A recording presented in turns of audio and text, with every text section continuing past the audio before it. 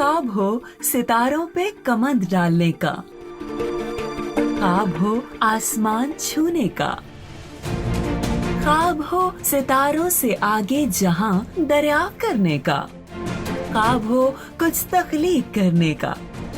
तो unique group of institutions देता है आपके सुनहरे ख्वाबों को ताबीर।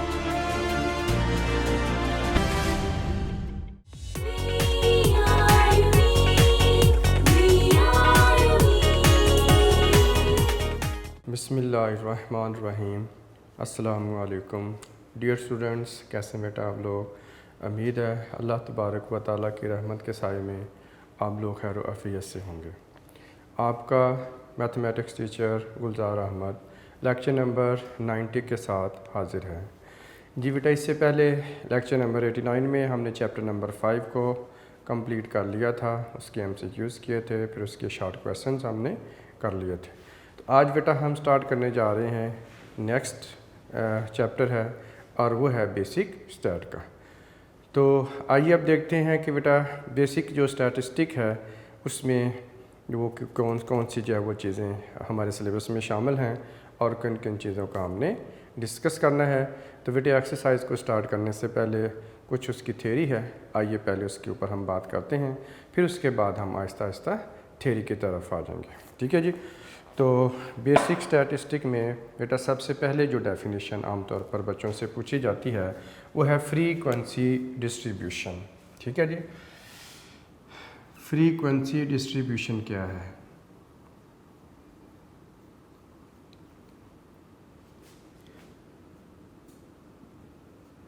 फ्रीक्वेंसी डिस्ट्रीब्यूशन में बेटा इस बात को अंडरस्टैंड करने के लिए हम एग्जांपल आपको देते हैं। तो जो हमें गिवन डाटा होता है, तो पहले आप देखेंगे डाटा क्या है। कोई भी बेटा जो न्यूमेरिकल इन्फॉर्मेशन होती है उसे हम डाटा कहते हैं। For example number of students in a class, ये भी डाटा है, और marks obtained by students in mathematics test या एनी टेस्ट, ये भी बेटा डाटा है। इसी तरह से number of teachers in a school, ये भी डाटा है। इसी तरह से number of patients in a hospital, ये भी डाटा है। Number of doctors in a hospital, ये भी बेटा डाटा है। तो इस तरह से जो न्यूमेरिकल वैल्यूज़ हमारे पास होती हैं, जो किसी चीज़ के बारे में इंफॉर्मेशन हमें दे रही होती हैं, उसे हम डाटा बोलते हैं। तो बेटे जब डाटा हमारे पास कलेक्ट होके आ जाता है और उसके बाद फिर हम डाटा को जो है वो एनालिसिस करने के लिए बेटा इसको रेडी करते हैं। तो इसके लिए जो फर्स्ट टाइम जो हमारे पास डाटा आता है उसे हम रॉ डाटा बोलते हैं। तो रॉ डाटा को जब तक अरेंज ना कर लिया जाए या किसी ना क्लासीफाई ना कर लिया जाए, किसी ग्रुपिंग ना उसकी कर ली जाए, तो उससे बेटा फर्दर रिज़ल्ट निकालना थोड़ा मुश्किल हो जाता है। तो दैट्स वाई हम पहले अब जो समझते हैं कि फ्रीक्वेंसी जो डिस्ट्रीब्यूशन है बेसिकली ये डाटा की क्लासिफिकेशन है। और क्लासिफिकेशन का इसका मतलब क्या होगा, इसको बेटा समझने के लिए हम बात करते हैं। फॉर एग्ज़ाम्पल क्लास में टेस्ट होता है और ये 25 मार्क्स का टेस्ट था। टोटल मार्क्स कितने थे? 25 थे। अब ज़ाहिर है इनमें से बच्चों के मार्क्स आए, किसी के 25 भी आए होंगे, किसी के 24 भी आए होंगे, 22 भी आए होंगे, 20 भी आए होंगे, 18 भी आए होंगे, 15 भी आए होंगे, ठीक है, 12 भी आए होंगे, किसी के 6 भी आए होंगे, किसी के हो सकता है जब वो 5 से लेस भी आए हों। ठीक है।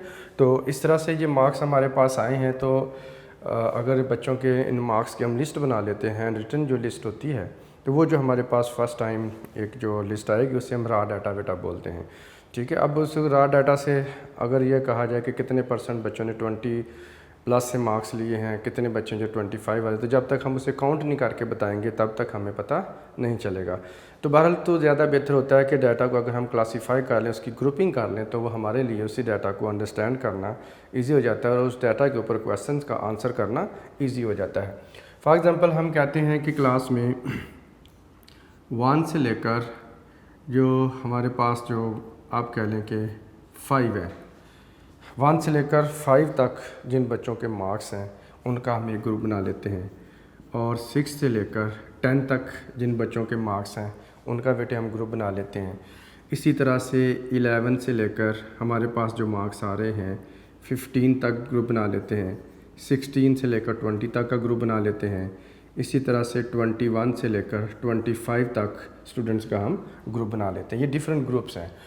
अब हम ये जो ग्रुप बनाए हैं इनके बेटा डिफरेंट नाम्स होते हैं हमारे पास। हम इन्हें ग्रुप्स भी कहते हैं और इसे हम क्लास इंटरवल्स भी कहते हैं। ठीक है, क्लास इंटरवल्स। तो इनके बेटा डिफरेंट जो है वो नाम बोले जाते हैं। ठीक है, ग्रुप्स हैं, क्लास इंटरवल हैं या क्लासेस भी कहते हैं। ठीक है, तो अब आप देखें, फ़र्ज़ करें हम कहते हैं कि वो स्टूडेंट क्लास में खड़े हो जाएं जिनके मार्क्स 1 से लेकर 5 तक हैं, 1 या 5 के बिटवीन में है या 5 भी उसमें शामिल है। से 2 स्टूडेंट बेटा हमारे पास खड़े हो जाते हैं। ठीक है, इसी तरह से ये भी पॉसिबल है कि हम ये कहें कि 6 से लेकर 10 तक जिन बच्चों के मार्क्स है वो स्टूडेंट खड़े हों, तो हमारे पास कोई 4 स्टूडेंट से, ये फ़र्ज़ी बेटा मैं आपको बात बता रहा हूँ। ठीक है, से कोई 11 से लेकर 15 तक जिन बच्चों के मार्क्स हैं वो स्टूडेंट खड़े हों, तो हम उनको काउंट करते हैं कि वो कितने हैं। हो सकता है कि वो 8 स्टूडेंट हो। 16 से लेकर 20 तक जितने बच्चों के मार्क्स अगर हम उनको खड़ा किया जाए और काउंट किया जाए तो पॉसिबल है कि वो 20 स्टूडेंट्स निकल आए हमारे पास। ठीक है, तो इसी तरह से 21 से लेकर 25 तक जिन बच्चों के मार्क्स हैं अगर उनको खड़ा किया जाए तो मे बी कि वो आपके पास 5 स्टूडेंट से आ जाते हैं। ठीक है बेटा, अब ये देखें कि हमारे पास जो ग्रुप हमने बनाए हैं और इन ग्रुप के अंदर जो है वो जो फर्स्ट ग्रुप है उसके अंदर स्टूडेंट कितने आ रहे हैं, 2 स्टूडेंट्स हैं। यानी इस ग्रुप के अंदर जो मेंबर्स आ रहे हैं वो 2 मेंबर्स आ रहे हैं या 2 स्टूडेंट्स आ रहे हैं। इसमें 2 एंट्रीज इस ग्रुप के अंदर फॉल कर रही हैं। 2 स्टूडेंट ऐसे होंगे जिनके मार्क्स 1 से लेकर 5 तक हैं। इस तरह से 4 स्टूडेंट जिनके 6 से लेकर 10 तक हैं, 8 वो स्टूडेंट जिनके 11 से लेकर 15 तक हैं और 20 वो स्टूडेंट्स हैं जिनके 16 से लेकर 20 तक मार्क्स हैं और 5 स्टूडेंट वो हैं जिनके 21 से लेकर 25 तक बेटे मार्क्स हैं। तो इस तरह से हर ग्रुप में देखें जो उस ग्रुप के अंदर आने वाले एलिमेंट्स हैं, उस ग्रुप के जो मेंबर्स हैं, उस ग्रुप के अंदर जो स्टूडेंट्स फॉल कर रहे हैं वो उस ग्रुप की क्या कहलाती है, फ्रीक्वेंसी। इन्हें हम बेटा फ्रीक्वेंसी के नाम से आप इसको कॉलम बनाते हैं। ठीक है, तो फ्रीक्वेंसी बेसिकली क्या है, किसी ग्रुप की कि किसी ग्रुप के अंदर जितने एलिमेंट्स आ रहे होंगे, किसी ग्रुप के अंदर जितनी वैल्यू फॉल कर रही होंगी, किसी ग्रुप के अंदर जितनी आप कहने के डाटा की वैल्यू फॉल कर रही होंगी, उनकी जो काउंटिंग है वो उस ग्रुप की क्या कहलाती है, फ्रीक्वेंसी बेटा कहलाती है। ठीक है जी, अब उसके बाद देखेंगे जो अब हम ग्रुप बना लेते हैं तो ये जो ग्रुपिंग जो हमने की है, डाटा की ग्रुप बनाए हैं, फिर हर ग्रुप के अंदर जितने एलिमेंट्स फॉल कर रहे हैं उसको उस ग्रुप के हमने सामने लिख दिया है। इस तरह की जो ग्रुप्स की डाटा की क्लासिफिकेशन होती है उसको हम कहते हैं कि ये फ्रीक्वेंसी डिस्ट्रीब्यूशन है। तो ये frequency distribution actually tabular arrangement होती है बेटा डाटा की, जिसमें हम डिफरेंट क्लासेस बनाते हैं, डिफरेंट ग्रुप्स बना लेते हैं। फिर उसके बाद हर ग्रुप के अंदर जो फॉल करने वाली जो वैल्यूज़ होती हैं उस ग्रुप के हम सामने लिख लेते हैं। तो डाटा की जो शेप बनती है इस तरह से अरेंज्ड फॉर्म में टेबुलर अरेंजमेंट बनती है, तो ये टेबुलर क्लासिफिकेशन बनती है। इसको हम बोलते हैं कि ये फ्रीक्वेंसी डिस्ट्रीब्यूशन है। जब एक्सरसाइज हम हम स्टार्ट करेंगे तो हमें कहा जाएगा कि फ्रीक्वेंसी डिस्ट्रीब्यूशन टेबल बनाएं। तो ये फ्रीक्वेंसी डिस्ट्रीब्यूशन टेबल है जिसमें हम डिफरेंट ग्रुप्स बनाते हैं। फिर उस ग्रुप के अंदर आने वाली जितनी वैल्यू उसके अंदर आ रही होंगी, फॉल कर रही होंगी, हम क्या करेंगे कि वो उस ग्रुप के सामने लिख देंगे और उसे कहेंगे कि ये इसकी फ्रीक्वेंसी है। तो एज ए होल ये हमारे पास कहलाएगा फ्रीक्वेंसी डिस्ट्रीब्यूशन। तो बेटे फ्रीक्वेंसी जो डिस्ट्रीब्यूशन है ये आगे 2 तरह की होती है बेटा। एक होती है डिस्क्रीट फ्रीक्वेंसी डिस्ट्रीब्यूशन है और एक है कंटिन्यूस फ्रीक्वेंसी डिस्ट्रीब्यूशन। ये जो फ्रीक्वेंसी डिस्ट्रीब्यूशन है कंटिन्यूस होगी या डिस्क्रीट होगी, ये डिपेंड करता है कि हमारे पास जो डाटा दिया हुआ है वो किस फॉर्म में दिया हुआ है। अगर डिस्क्रीट हमारे पास वेरिएबल का डाटा है तो बेटा उसके डिस्क्रीट फ्रीक्वेंसी डिस्ट्रीब्यूशन बनेगी, और अगर हमारे पास जो डाटा है वो कंटिन्यूस वेरिएबल का है तो उससे कंटिन्यूस फ्रीक्वेंसी डिस्ट्रीब्यूशन का टेबल हम ड्रा करेंगे। ठीक है जी, तो अब आते हैं कि जो डिस्क्रीट वेरिएबल होते हैं वो किस तरह के होते हैं ताकि हमें पता चले, फिर उसके बाद आगे हम क्लासिफिकेशन की तरफ बढ़ते हैं। ठीक है जी, एक होती है हमारे पास डिस्क्रीट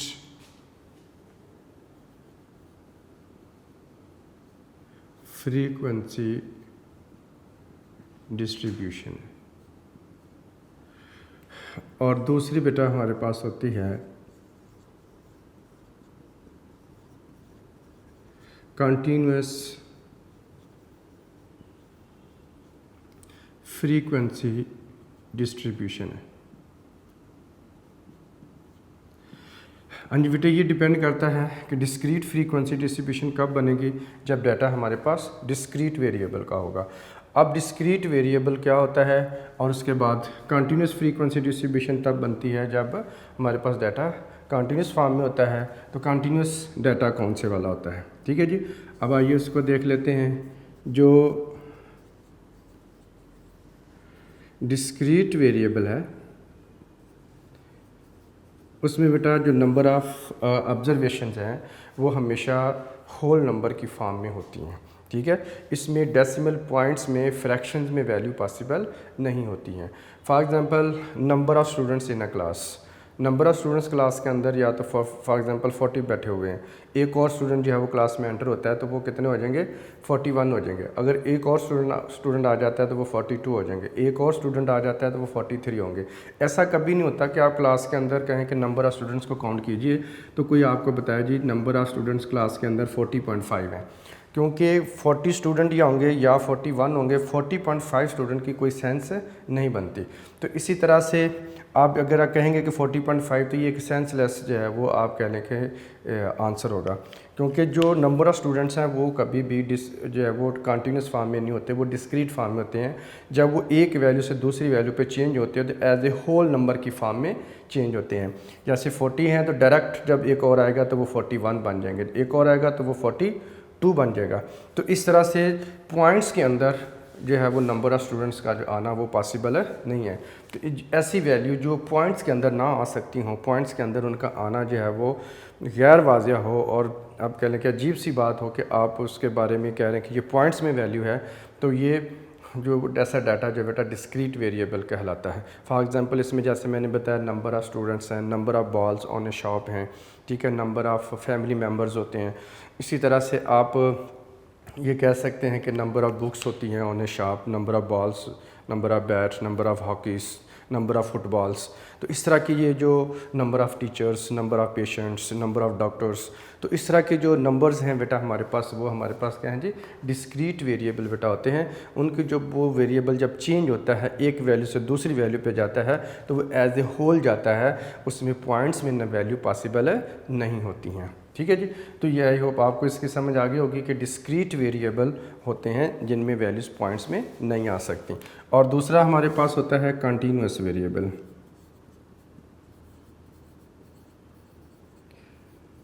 जी, कंटिन्यूस वेरिएबल बेटा वो होता है जिसमें वैल्यू होल में भी हो सकती हैं और पॉइंट्स में भी हो सकती हैं, फ्रैक्शन में भी बेटा हो सकती हैं।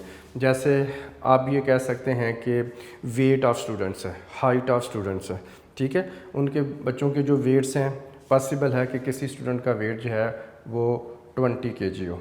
एग्जैक्टली पॉसिबल है कि ये किसी बच्चे का वेट जो है 12 kg हो, स्टूडेंट अगर वो जो है वो छोटा अगर बच्चा है तो। अब इसी तरह से ये भी पॉसिबल है कि हमारे पास जो है वो किसी स्टूडेंट का वेट जो है वो 25 kg हो।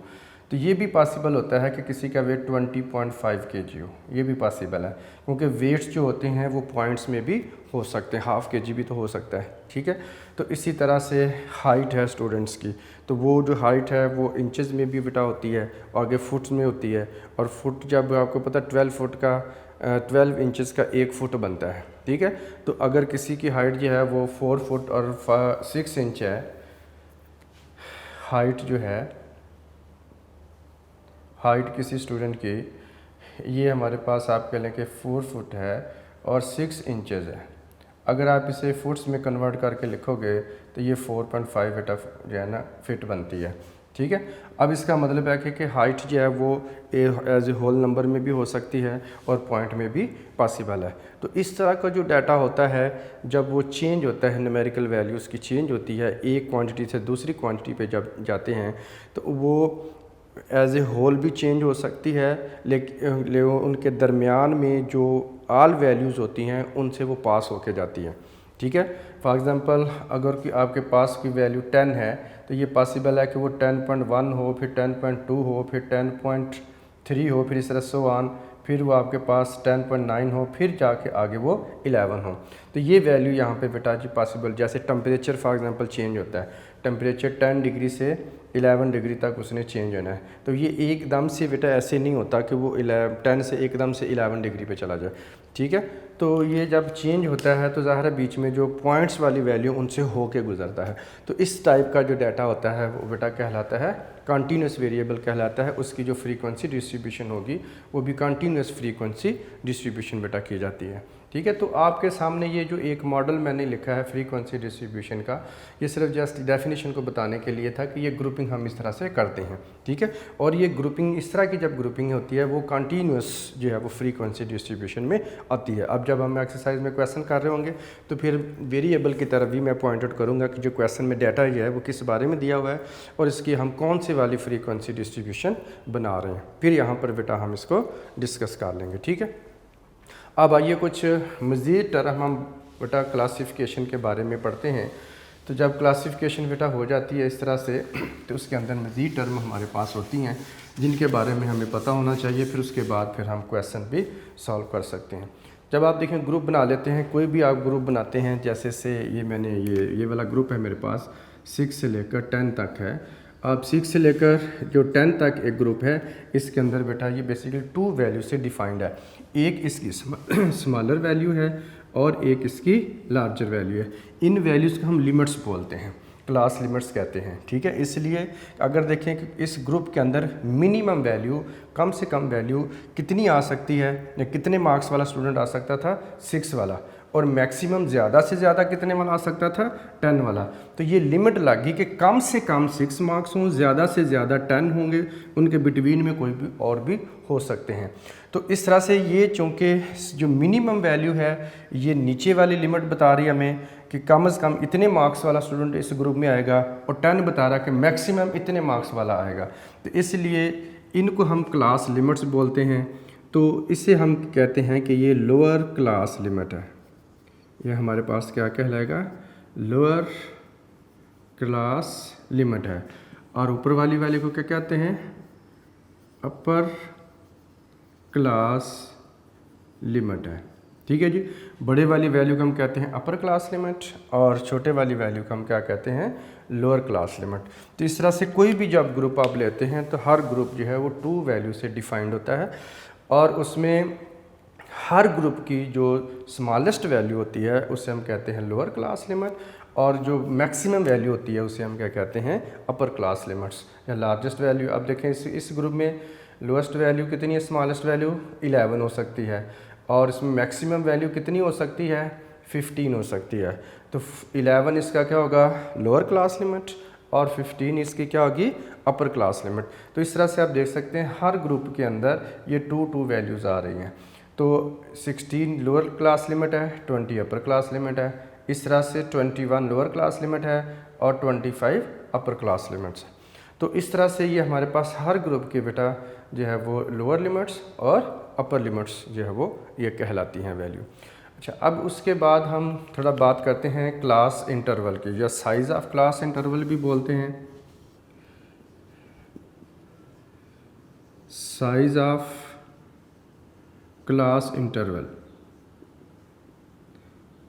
साइज़ ऑफ क्लास इंटरवल, या इसे लेंथ भी बोलते हैं, इसको बेटे हाइट भी बोलते हैं, ठीक है। आगे क्लास इंटरवल या सिंपल क्लास भी बोलते हैं, या क्लास इंटरवल का कह सकते हैं आप।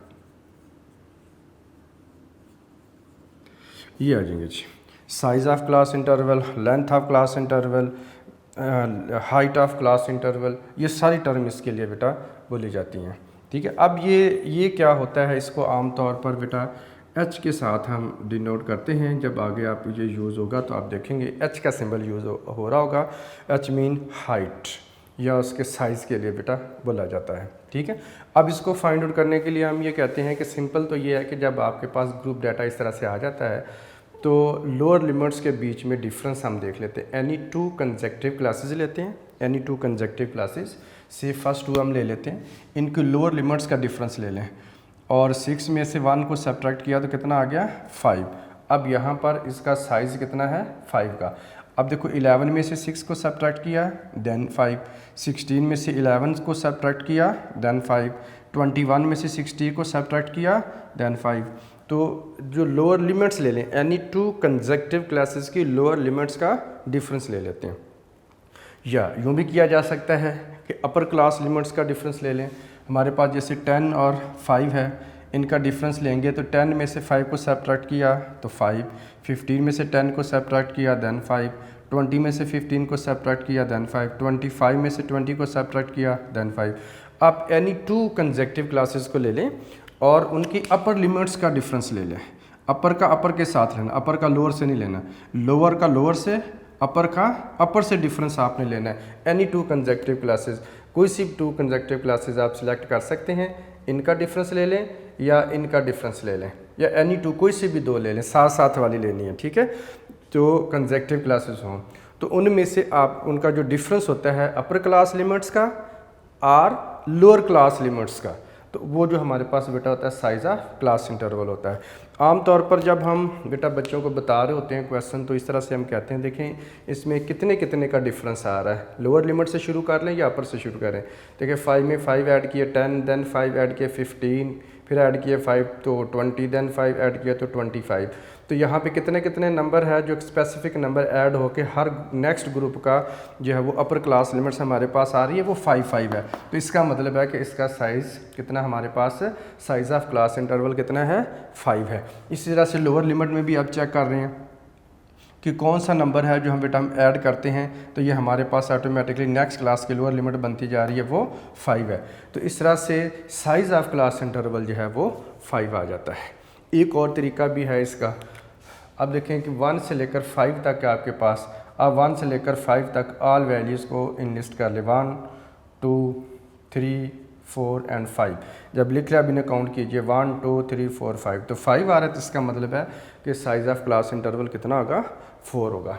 अब उसके बाद आप देखें नेक्स्ट ग्रुप है हमारे पास, अगर 6 है, यहाँ से हम लेते हैं 6 है, 7 है, 8 है, 9 है, 10 है, 1 2 3 4 5।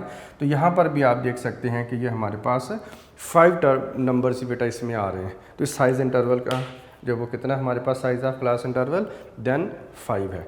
तो इस तरह से ये डिफरेंट वेज हैं जिससे हम size of class interval find out कर सकते हैं, ठीक है जी। अब उसके बाद जब साइज़ ऑफ क्लास इंटरवल की हमने बात कर ली, नेक्स्ट हम बात करते हैं मिड पॉइंट्स की। तो हर क्लास के बेटा मिड पॉइंट्स होते हैं, मिड पॉइंट्स भी कहते हैं, और या इसका दूसरा नाम क्लास मार्क भी होता है, इसे क्लास मार्क भी कहते हैं, और इसे एक्स से स्मॉल एक्स से डिनोट कर रहे होते हैं आप, ठीक है जी बेटा। अच्छा अब देखें कि जो क्लास मार्क है उसके लिए ये होता है कि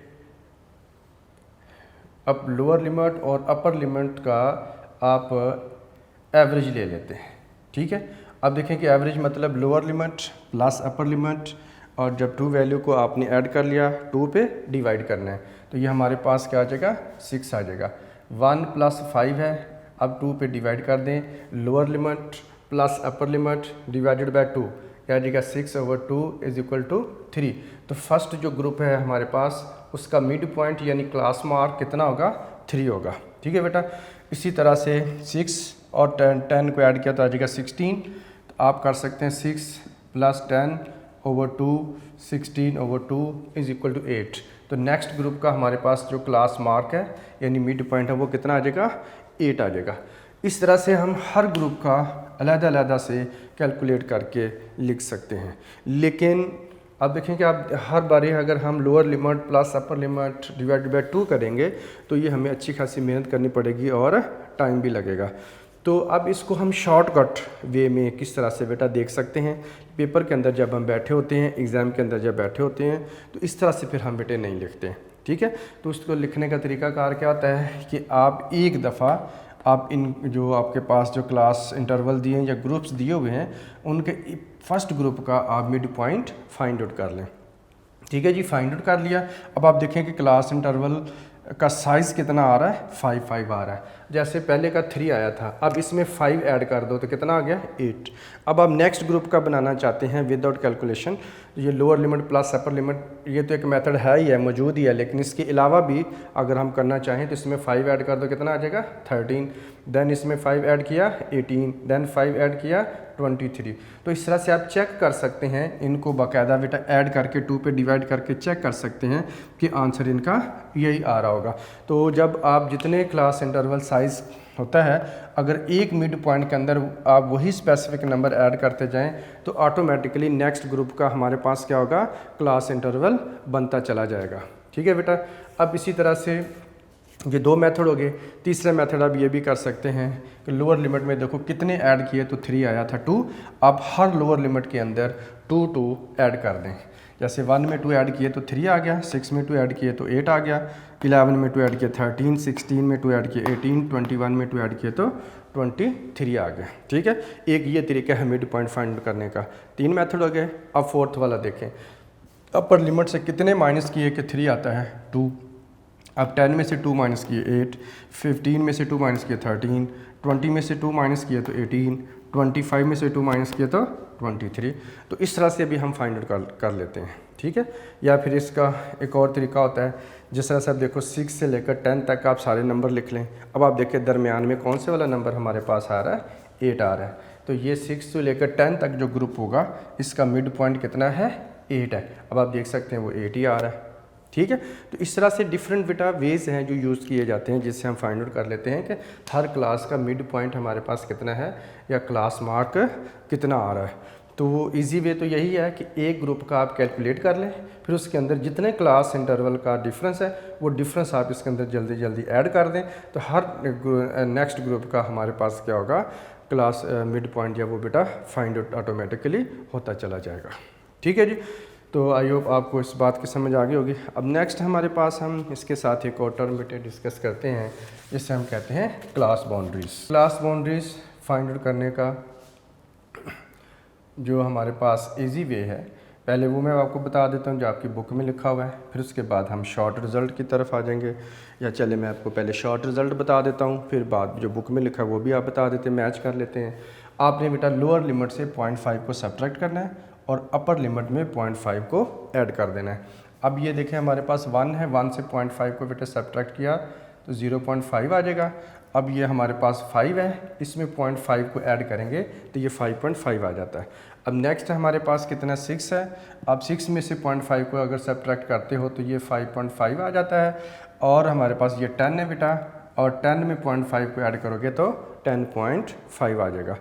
तो इस तरह से हमारे पास है बेटा जी, हर लोअर लिमिट से आपने 0.5 को सब्ट्रैक्ट करते चले जाना है और हर अपर लिमिट के अंदर 0.5 को ऐड करते चले जाना है। इस तरह से हमारे पास क्लास बाउंड्रीज बन जाती हैं। अब दूसरा तरीका ये है कि हम हर बार प्लस या माइनस बेटा नहीं किया करते। जब क्वेश्चन में हम कर रहे होते हैं, पेपर में बैठे होते हैं, तो फिर हम इसको किस तरह से लिखते हैं। देखिए जो नंबर यहाँ पर आता है बेटा उसको ही नीचे आप शिफ्ट करते हैं। 10.5 आ गया और अगला हमारे पास क्या था 15, और इसे हम 15.5 कर लेते हैं। 15.5 को नीचे लिख लेते हैं। उसके बाद 20 है यहाँ पे, तो आप 20.5 कर लेते हैं। 20.5 को ऐसे लिख लेते हैं। आगे क्या आ गया 25, तो 25.5 लिख लेते हैं। तो इस तरह से क्या होता है कि हमारे पास जल्दी जल्दी जो है वो हम बेटा इसकी क्लास बाउंड्रीज़ को लिख लेते हैं, और इसके लिए हमें बार बार प्लस माइनस नहीं करना पड़ता। अगर आप इसे सब्ट्रैक्ट करके देखें, आप 11 से 0.5 को सब्ट्रैक्ट करोगे तो 10.5 ही आएगा। 16 से 0.5 बेटे सब्ट्रैक्ट करोगे तो 15.5 ही आएगा। 21 से 0.5 को सब्ट्रैक्ट करोगे तो 20.5 ही आएगा। आप इसे सब्ट्रैक्ट करके चेक कर सकते हैं। अब जब प्रैक्टिस कर रहे हैं, अब चेक कर रहे हैं, आप अब चेक कर लें, आप प्रैक्टिस कर रहे हैं तब आप चेक कर लें। ठीक है। एग्ज़ाम में बैठने से पहले जैसे मर्ज़ी आप चेक करें, लेकिन एग्ज़ाम में बैठकर फिर हम जब, क्योंकि टाइम शॉर्ट होता है, टाइम को मैनेज भी करना होता है, तो उसके साथ फिर जो बेटा जब हम क्लास बाउंड्रीज बनाते हैं तो जल्दी जल्दी हम जो यहाँ पे नंबर आता है उसी को नीचे शिफ्ट कर देते हैं, और अपर जो क्लास लिमिट उसके अंदर 0.5 शामिल कर देते हैं। तो लोअर से माइनस करते जाते हैं, अपर में ऐड करते चले जाते हैं। इस तरह से हमारे पास जो है वो ऑटोमेटिकली जो है वो क्लास बाउंड्रीज बन जाती है। जब क्लास बाउंड्रीज बन जाती है उसकी पहचान क्या होती है। देखिए 5.5 जिस नंबर पे ये क्लास ख़त्म हो रही है उसी नंबर से नेक्स्ट क्लास शुरू हो रही है। अब ये 10.5 जिस ये सेकंड ग्रुप ख़त्म हो रहा है और 10.5 से थर्ड ग्रुप स्टार्ट हो रहा है। इसी तरह से 15.5 पे थर्ड ग्रुप बेटे ख़त्म हो रहा है और 15.5 से ही फोर्थ ग्रुप स्टार्ट हो रहा है। इस तरह से हमारे पास जो है वो 20.5 से फोर्थ ग्रुप एंड हो रहा है और फिफ्थ ग्रुप जो है वो 20.5 से ही शुरू हो रहा है। तो इस तरह से जिस नंबर पे एक क्लास ख़त्म होती है उससे नंबर के ऊपर जो है वो नेक्स्ट क्लास जो है वो शुरू होती है। जी बेटे, अब आइए हम देखते हैं जो अभी हमने बेटा सीखा, अप्लाई करते हैं। क्वेश्चन नंबर 1 है बेटा, the following data shows the number of members. तो अब ये सबसे पहले देखिए, जो नंबर ऑफ़ मेंबर्स होते हैं वो डिस्क्रीट होते हैं या कंटिन्यूस होते हैं। ठीक है बेटा, तो नंबर ऑफ़ जो मेंबर्स होते हैं ये बेटा डिस्क्रीट होते हैं, क्योंकि नंबर ऑफ़ मेंबर्स पॉइंट्स में पॉसिबल नहीं है, ये होल नंबर में ही होते हैं। तो दैट्स वाई अब आप ये देखेंगे ये डिस्क्रीट वेरिएबल है, तो इसकी जो फ्रीक्वेंसी डिस्ट्रीब्यूशन होगी वो डिस्क्रीट होगी। ठीक है जी। In a various families construct frequency distribution, also find the cumulative frequencies. Cumulative का मतलब होता है सम ऑफ फ्रीक्वेंसीज, वो कोई मुश्किल नहीं है। तो आइए आप बेटा सबसे पहले आपने डाटा लिखना है इस तरह से, जो क्वेश्चन पेपर पे आपके पास या पेपर में या बुक में आपके पास जब डाटा आता है, आपने सोल्यूशन जब लिखना है तो आप कोशिश करें कि इसको 10 की लाइन में लिखें। ये मैंने 10 लिखी बेटा, फिर 10 वैल्यू लिखी, फिर 10 वैल्यू लिखी हैं, तो नीचे जब लिखी तो ये 9 वैल्यू मेरे पास आ रही हैं। तो इस तरह से टोटल ये 39 बेटा फैमिलीज़ का डाटा जो है वो दिया गया है। तो इसमें आपने ये देखना होता है कि कोई वैल्यू मिस ना हो। ठीक है। अच्छा, अब देखें सबसे पहले, अब देखो स्मॉलेस्ट वैल्यू कितनी है या इसमें मिनिमम वैल्यू कितनी है, और मिनिमम वैल्यू बेटा हमारे पास है, आप ये कह सकते हैं एक्स मिनी, मतलब मिनिमम वैल्यू। ठीक है जी। तो एक्स वेरिएबल है और मिनी मतलब मिनिमम वैल्यू है, और मिनिमम वैल्यू देखें पूरे डाटा में से कौन सी वैल्यू है 2। यस, सबसे कम वैल्यू बेटा हमारे पास है 2 आ जाती है। ठीक है। उसके बाद हमारे पास आ जाती है मैक्सिमम वैल्यू। तो अब आप देखें कि इसमें हमारे पास मैक्सिमम वैल्यू कौन सी वाली है। अच्छा जी बेटे, इसमें मैक्सिमम वैल्यू कितनी थी 2। अच्छा, अब हमने ये देखना है बेटा, उसके बाद टेबल ड्रा कर लेना आपने, इस तरह से वैल्यूज़ लिख लेंगे, और ये वैल्यूज़ हमारे पास क्या है, ये वेरिएबल बेटा एक्स हैं सारे, और इसमें क्योंकि ये डिस्क्रीट फ्रीक्वेंसी डिस्ट्रीब्यूशन हमने बनानी थी, तो डिस्क्रीट में सिंगल वैल्यू बेटा लेकर आते हैं। ठीक है। आप लाएंगे 2 है, 3 है, 4 है, 5 है, 6 है, 7 है, 8, 9, 10, 11 और 12, क्योंकि मिनिमम वैल्यू से आपने स्टार्ट करना है जो कि 2 है, और मैक्सिमम वैल्यू तक बेटा आपने जाना है जो कि 12 है। असल में हम इसकी रेंज बेटा निकालते हैं, रेंज मीन मैक्सिमम में से मिनिमम वैल्यू को जब आप सब्ट्रैक्ट करते हो तो ये हमारे पास आता है 12 - 2 किया तो 10, तो ये रेंज बहुत स्मॉल रेंज है। तो दैट्स वाई हम यहाँ पे क्या करते हैं कि सिंगल नंबर यहाँ पे लिखेंगे, और डिस्क्रीट के लिए इस तरह से जो 1 से लेकर 5 तक, 6 से लेकर 10 इस तरह के ग्रुप नहीं बनाएंगे। ठीक है। तो वो सिंगल वैल्यू ही लिखेंगे, क्योंकि ये डिस्क्रीट डाटा है तो उसमें डिस्क्रीट नंबर ही आप लेकर आएंगे। अब आपने देखना है कि पूरे डाटा में 2 हमारे पास कितनी दफ़ा आया है, फिर देखना 3 कितनी दफ़ा आया, फिर 4 कितनी दफ़ा आया। अगर हम सारे डाटे को हर नंबर के लिए अलग-अलग बेटा पढ़ोगे तो आपको देखें कितनी दफ़ा डाटा जो है वो रीड करना पड़ेगा। ठीक है।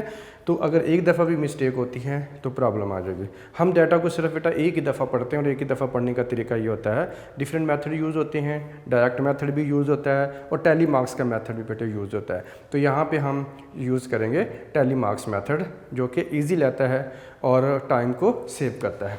अब देखें फर्स्ट नंबर हमारे पास है 9, तो हम क्या करते हैं कि 9 के उधर टिक कर देना अपने डाटा में, और इधर 9 के सामने एक वर्टिकल बार लगाते हैं, जिससे हम कहते हैं कि हमने टैली मार्क कर दिया है। ठीक है बेटा। इसी तरह से ये 11 है, तो 11 के सामने टैली लगा देंगे। उसके बाद 4 है तो 4 के सामने टैली लगा देंगे। उसके बाद 5 है तो आप 5 के सामने टैली लगा देंगे। उसके बाद बेटे 6 है तो आप 6 के सामने टैली लगा देंगे। ठीक है। अब उसके बाद 8 है तो 8 के सामने टैली लगा देंगे। उसके बाद 4 है तो 4 के सामने टैली लगा देंगे। उसके बाद 3 है तो 3 के सामने टैली लगाएंगे। 7 है तो 7 के सामने टैली लगा देंगे। उसके बाद 8 है बेटा, 8 के सामने टैली मार्क कर देंगे। इस तरह से 5 है तो 5 के सामने टैली लगा देंगे। अगेन 5 है, अगेन 5 के सामने आप टैली लगा देंगे। उसके बाद 8 है तो 8 के सामने टैली लगा देंगे। उसके बाद बेटे 3 है तो आप 3 के सामने टैली लगा देंगे। उसके बाद 4 है तो 4 के सामने टैली लगा देंगे। उसके बाद 9 है तो 9 के सामने टैली ले आएंगे। उसके बाद 12 है तो 12 के सामने बेटा टैली ले आएंगे। उसके बाद 8 है तो आप 8 के सामने टैली लगा देंगे। उसके बाद 9 है तो आप 9 के सामने टैली ले आएंगे। उसके बाद 10 है तो 10 के सामने टैली ले आएंगे। अगेन 6 है और 6 के सामने बेटा टैली आ जाएगी। 7 है तो 7 के सामने टैली मार्क कर देंगे, अगेन 7 है तो आप 7 के सामने टैली मार्क कर देंगे, ठीक है। उसके बाद 11 है तो 11 के सामने टैली ले आएंगे। उसके बाद बेटे 4 है तो 4 के सामने टैली ले आएंगे। अब अगेन 4 है, अब अगेन 4 है तो अब 4 के सामने जब आप टैली लेकर आओगे, आप देखिए 1 2 3 4 टैली बेटा ऑलरेडी हो चुकी हैं। अब जो 5th टैली होती है उससे डायगोनली क्रॉस कर देते हैं हम इस तरह से, तो ये 5 का एक ग्रुप बन जाता है। जब 4 टैली हो जाए, 5वीं टैली आपने लगानी हो, 5th टैली आपने मार्क करनी हो तो उसे डायगोनली क्रॉस करते हैं, ठीक है बेटा। अब उसके बाद आप ये देखते हैं 8 है तो 8 के सामने आप 1 2 3 4 है, ऑलरेडी 4 कंप्लीट हो चुकी हैं तो हम इसे डायगोनली क्रॉस कर देंगे, तो अब ये 5 का ग्रुप बन गया। अब उसके बाद 4 है, 4 के सामने अगेन आप 1 टैली लगाएंगे। उसके बाद 3 है, 3 के सामने टैली लगा देंगे। उसके बाद 2 है तो 2 के सामने भी टैली ले आएंगे। उसके बाद बेटा 7 है और 7 के आगे टैली आ जाएगी। अगेन हमारे पास 9 है तो 9 के सामने टैली ले आएंगे। उसके बाद 10 है तो 10 के आगे आप टैली लगा देंगे। उसके बाद 9 है, अब 9 में देखो 1 2 3 4 टैली हो चुकी हैं। अब 5th टैली आप डायगोनली क्रॉस कर देंगे, ठीक है जी। अब उसके बाद आ जाता है 7 आ जाता है तो 7 1 2 3 4 ऑलरेडी हो चुकी हैं। 5th टैली आप डायगोनली क्रॉस कर देंगे इसको, ठीक है जी। अब उसके बाद 6 है बेटा, 6 के सामने टैली आ जाएगी। उसके बाद 9 है तो अगेन 9 के सामने आप टैली लगा देंगे, थोड़ी स्पेस दे के आप इसको दोबारा 1 से शुरू कर देंगे। उसके बाद हमारे पास 5 है जी, 5 के सामने टैली लगा देंगे और देन हमारे पास 7 है और यहाँ पे हम टैली लगा देंगे 7 के सामने। इस तरह से बेटा आप देख रहे हैं कि डाटा की हर वैल्यू को टिक करते जाना है और जो आपने हर नंबर के सामने एक लाइन पुट करते जाना है, जिसे हम कहते हैं हमने टैली को मार्क कर दिया है। अब ये टैली मार्क्स लग चुके, अब आपने फ्रीक्वेंसी बतानी है।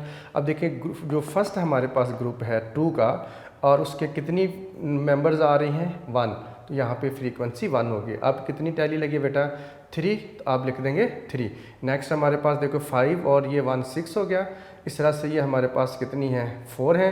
इस तरह से ये हमारे पास कितनी है 3 है और ये भी 5 और 1 6 हो गया और ये हमारे पास 5 है और 5 और 1 ये कितने हो गए 6 हो गई और ये 2 हैं, ये भी 2 हैं और ये 1 है, ठीक है बेटा। अब आपने इनका सारों का सम लेना है और ये हम इसे सिग्मा के ज़रिए से बेटा लिखते हैं। सिग्मा एफ का मतलब सिग्मा का सिंबल होता है, ये यूज़ किया जाता है समेशन के लिए, सम ऑफ। तो अब आप ज़रा इसको सम ऑफ, वैसे भी हमने कम्युलेटिव फ्रीक्वेंसी भी निकालनी है, अगर ये कम्युलेटिव फ्रीक्वेंसी ना भी फाइंड आउट करनी हो तो आपने बेटा इसको ज़रूर चेक कर लेना है, ठीक है जी। 1 + 3 किया तो 4 हो गया, 4 और 6 हो गया 10, 10 + 4 14 और 3 ऐड किए 17 और 6 ऐड किए तो कितना आ जाएगा 23, 5 ऐड किए तो 28, 6 ऐड किए तो 34, 34 में 2 ऐड किए तो 36 और 36 में 2 ऐड किया 38, 38 में 1 ऐड किया तो 39। तो ये बेटा जी हमारे पास जो टोटल वैल्यू आ जाती हैं ये 39 है। तो यहाँ पर जो हमारे पास नंबर ऑफ़ ऑब्जर्वेशंस हैं, नंबर ऑफ़ ऑब्जर्वेशंस हैं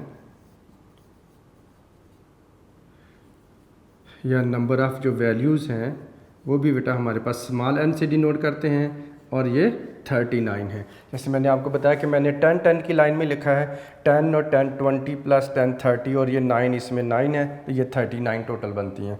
तो ये जो हमारे पास बेटा स्मॉल n की वैल्यू आ रही है 39, तो यहाँ पर सिग्मा एफ़ की वैल्यू भी आपके पास सेम एग्जैक्टली 100% वही आनी चाहिए, ना कोई वैल्यू कम होनी चाहिए और ना कोई वैल्यू ज़्यादा होनी चाहिए, ठीक है जी बेटा।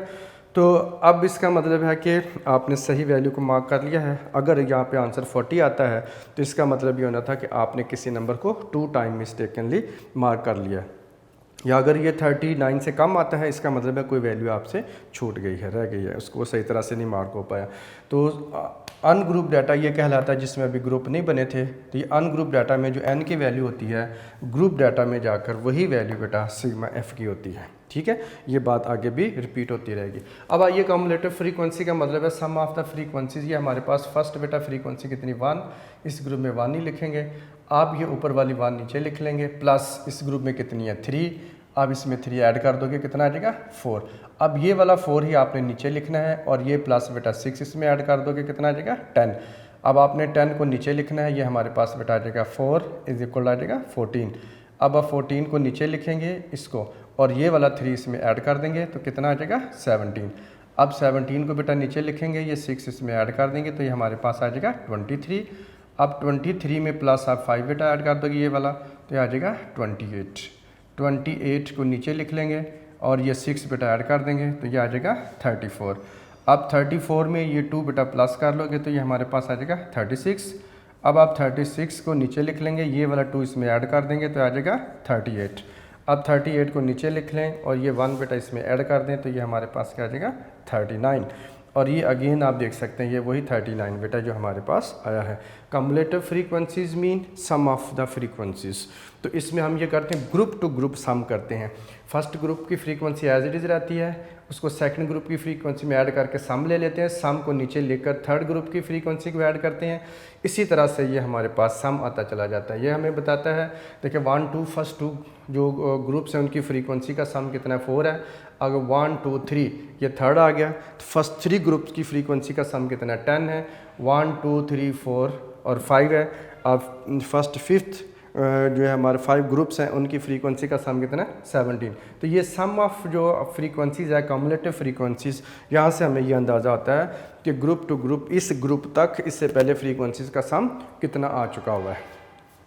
ठीक है जी बेटा, आज हमने एक्सरसाइज 6.1 का क्वेश्चन नंबर 1 कंप्लीट किया है जो कि डिस्क्रीट फ्रीक्वेंसी डिस्ट्रीब्यूशन का बेटे क्वेश्चन था।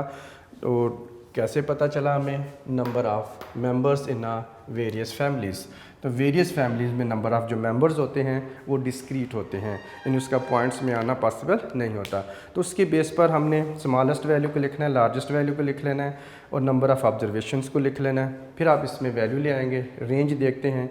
12 में से 2 को माइनस किया तो 10 आता है, रेंज बहुत स्मॉल है इसलिए इनको सिंगल सिंगल ही बेटा लिखेंगे आप। ठीक है, हर नंबर को उधर टिक करते जाएंगे, इधर टैली मार्क करते जाएंगे। जब कंप्लीट हो जाए टैली काउंट करके फ्रीक्वेंसी वाले कॉलम में आप लिख लेते हैं।